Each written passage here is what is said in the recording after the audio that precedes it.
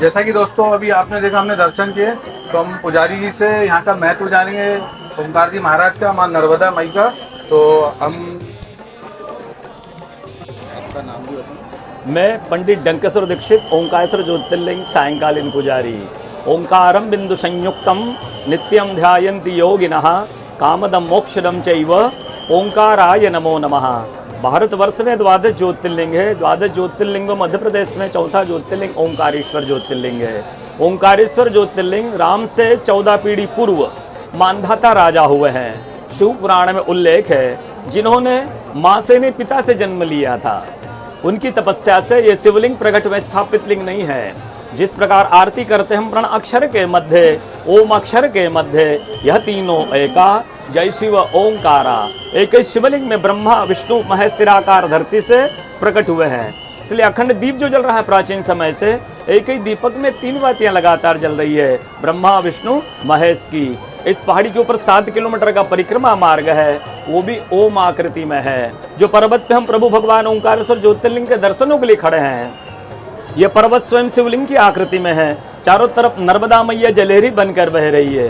पूरे 12 ज्योतिर्लिंगों में शयन आरती होती है, लेकिन बाबा का विश्राम ओंकारेश्वर ज्योतिर्लिंग में है, तो उनके शयन के लिए झूला पलना चौपड़ पासे बिछाए जाते हैं। बाबा यहाँ विश्राम करके 3 बजे रात उठकर महाकालेश्वर जाएंगे, वहाँ स्नान करेंगे, इसलिए वहाँ का भस्म आरती प्रसिद्ध है, यहाँ का शयन आरती प्रसिद्ध है। शिव पुराण में भी कथा आती है, महिलाएं 16 सोमवार व्रत करती है, उसमें भी कथा आती है। क्या कथा आती है? प्रतिदिन भोलेनाथ आते हैं, माँ के साथ विश्राम करके सुबह ब्रह्म मुहूर्त में उठकर चले जाते हैं। एक दिन जब भोले बाबा माँ के साथ पधारते हैं शयन के लिए, तो उनके शयन के लिए झूला पलना चौपड़ पासे बिछाए जाते हैं। शयन के लिए पधारते, माँ पुजारी से पूछती, पुजारी हमें विश्राम के लिए जा रहे, चौपड़ पासे में किनकी जीत होगी? पुजारी बोलते कि आज ही भोले बाबा जीतेंगे। ऐसा बोल करके पुजारी घर चले जाते हैं। भोले बाबा माँ विश्राम के लिए चले जाते हैं। सुबह ब्रह्म मुहूर्त में जैसे ही भोले बाबा माँ बाहर निकलते हैं, पुजारी द्वार पर रहते हैं। तो माँ पुजारी से पूछती, पुजारी कल मैंने आपसे पूछा था, हमें विश्राम के लिए जा रहे, चौपड़ पासे में किनकी जीत होगी? आपने कहा भोले बाबा जीतेंगे। भोले बाबा नहीं, मैं जीती हूँ। माँ ऐसा बोल करके उनको श्राप दे के चली जाती है। उनके तुरंत पश्चात अप्सराएं शिवलिंग पर जल चढ़ाने आती हैं। तो अप्सराएं पुजारी से पूछती, पुजारी अस्वस्थ क्यों हो गए? अब तो ठीक थे। फिर पुजारी बताते हैं, प्रतिदिन भोले बाबा माँ के साथ विश्राम करके चले जाते थे।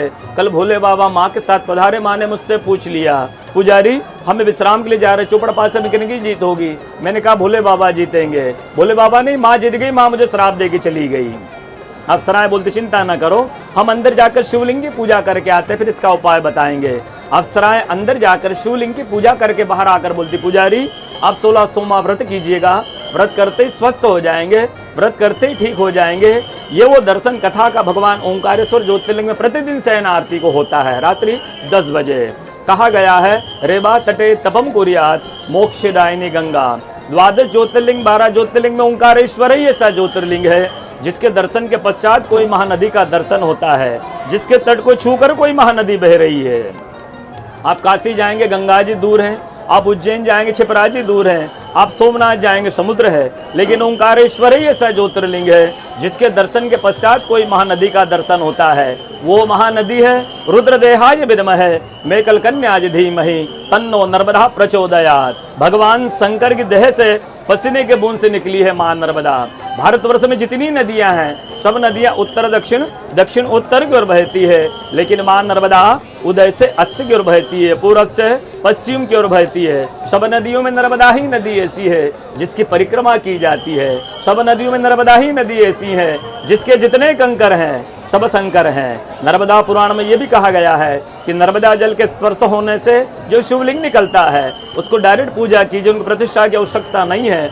नर्मदा जल स्पर्श होने से वो स्वयं प्रतिष्ठित हो जाते हैं।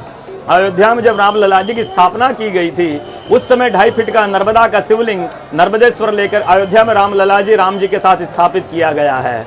पुराणों में कहा गया है, रेवा तटे तपम कुर्यात मोक्षदायिनी गंगा। कलयुग में आपको तप करना है, नर्मदा किनारे जाइए। कलयुग में आपको मोक्ष चाहिए, तो गंगा किनारे जाइए। रेवा तटे तपम कुर्यात मोक्षदायिनी गंगा। तो तप करते हुए संत का नर्मदा किनारे अनुभव बताता हूँ, जो वर्षों से नर्मदा किनारे तप करते रहे हैं। जब वो तप करते रहे तो उन्होंने देखा सुबह 3 से 4 बजे ब्रह्म मुहूर्त में कोई माई आती है और नर्मदा स्नान करके लौट जाती है। संत को जिज्ञासा हुई कि मैं माई को बरसों से देख रहा हूँ, नर्मदा स्नान करके लौट जाती है, कल मैं माई से दर्शन करूंगा, उनका माई का परिचय पूछूंगा। दूसरे दिन जैसे ही ब्रह्म मुहूर्त में 3 से 4 बजे ब्रह्म मुहूर्त में वो माई नर्मदा स्नान करके लौट रही थी। संत ने देखा माई स्नान करके लौट रही है। संत दौड़ते गए, माँ को साष्टांग दंडवत प्रणाम करके माँ से पूछा, है माई मैं बरसों से आपको नर्मदा स्नान करके लौटते हुए देखता हूँ, है माई मैं अपना परिचय दीजिए। माई आप कौन हैं? तो माई अपना परिचय देती है, मैं गंगा हूँ, कलयुग में शुद्धिकरण करने के लिए नर्मदा स्नान करने के लिए आती हूँ।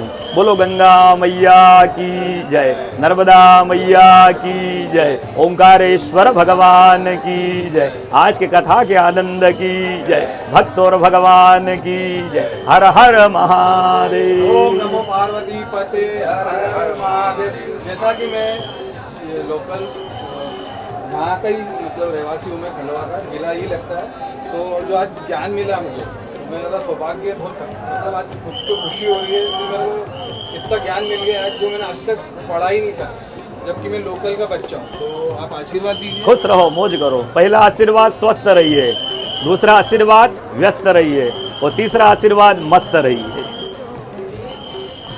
और आपका शुभ नाम? मैं पंडित डंकेश्वर दीक्षित, ओंकारेश्वर ज्योतिर्लिंग सायंकालीन पुजारी, शयन आरती पुजारी। जय ओंकार। नर्मदा बचाओ जीवन बचेगा। नर्मदा